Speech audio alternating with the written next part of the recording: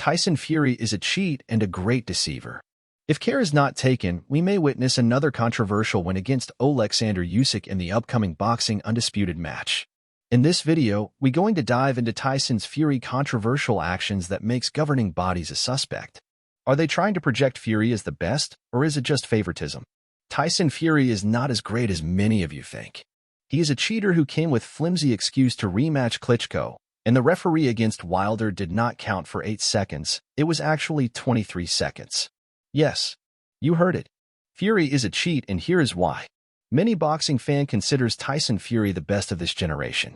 Well, that depends on how his bout with Alexander Usyk plays out.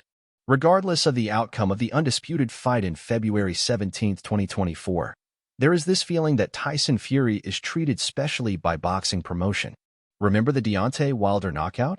Well, many people said he got up on time and broke the yoke of Wilder knockout punch. But here is what Joe Rogan has to say. He believes Fury benefited from crazy slow count. That's right. After being knocked down by Wilder. Well, he's correct. This is what happened. The referee is supposed to go 1, 2 when the guy goes down. But if for any reason... Well, I am not trying to deny his boxing ability. He can box, he dodge punches, and is slick. If one thing Tyson Fury has made us believe that size doesn't matter as long as you are willing to commit. But I have this feeling Tyson Fury may be awarded a controversial decision against Alexander Usyk. Firstly, how many title defense does Tyson Fury has since he took the WBC title from Deontay Wilder? Well, Chisora 3 and Dillian White, which was glaring he was going to win. We all know how the undisputed title match dragged, even when Usyk was willing to accept Fury's term and condition. Well, the Saudi money is there now, and as much as some might not like to hear this, Turki Alalshik saved boxing by putting up the match. Why is no one tainting Tyson Fury about the fact that he once cheated? I mean, the hate Anthony Joshua is getting from the Brits and boxing world is marvelous. Well, it all began with the Otto Wallins fight where Otto cut Tyson's face very bad. Well, Eddie Hearn said it better. If it was someone else, that fight would have been stopped. But it was Tyson Fury, therefore, he was meant to protect it, and since he was willing to continue, the ref allowed it. His popular foe, Deontay Wilder, have said Tyson Fury cheated by patting his gloves, which made it easier for him to brutalize him during their bout. When Anthony Joshua was champion, it was mandatory upon mandatory, but that hasn't been the case since he is no longer champion.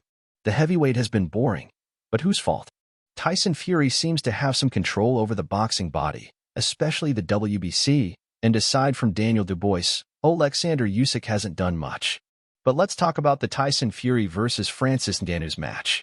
The controversy is there. The elbow, which was supposed to be punished by a point deduction, the referee ignored it.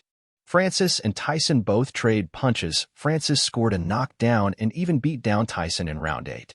But he was declared winner with a point. Well, let's go back to the Errol Spence Jr. versus Sean Porter match. It was a total war. However, what gave Spence Jr. the edge was the knockdown he scored on Porter. But one thing many people forgot was that Francis took all Tyson's punch without flinching. If things was done rightly, Tyson Fury should have 2 defeats on his record, but he is undefeated sadly. How do you score a boxing bout where the winner's face was battered and the loser's face was clean? Terence Crawford became welterweight undisputed, but what happened next? He was stripped for an unreasonable reason because of mandatory, whereas he has a rematch clause with Spence Jr. which he was trying to honor. The heavyweight is shit today because Tyson Fury has held it down, and of course, the Frank Warren effect has been a major factor. In the first place, the fight with Francis Ngannou should have never happened. It was supposed to be undisputed with Alexander Usyk. But Tyson chose to do what he wants and nothing happened. He remained the champion and went ahead to disrespect the boxing fans by not following through the process to facilitate Usyk match. And guess what? Everyone went ahead with boxing legend like Lennox Lewis backing him. If Lennox Lewis, Simon Jordan, and Carl Froch are being sincere with their conscience, the harsh criticism they have thrown at AJ isn't the same with Fury. Well, the undisputed bout is approaching, and I sincerely hope the match will be free and fair.